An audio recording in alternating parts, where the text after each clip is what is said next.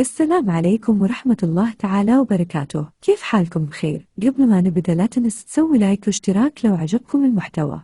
بدأت اللجنة المكلفة بالقيام بزيارات تفقدية للمنشآت والمعدات الرياضية في البلدان المرشحة لاستضافة المنافسة الرياضية جولتها في الجزائر يوم الاثنين 27 مارس. لكن الجزائريين تفاجؤوا لعدم ضم اللجنة المذكورة أعضاء من الاتحاد الإفريقي لكرة القدم كما هو معتاد في مثل هذه الظروف، حيث قامت الكاف بتكليف شركة دولية خاصة بهذه المهمة ممن أثار حفيظة الجارة الشرقية. وكتبت صحيفة جزائرية أن المغرب وفوزي لقجع يلعبان خدعة على الجزائر.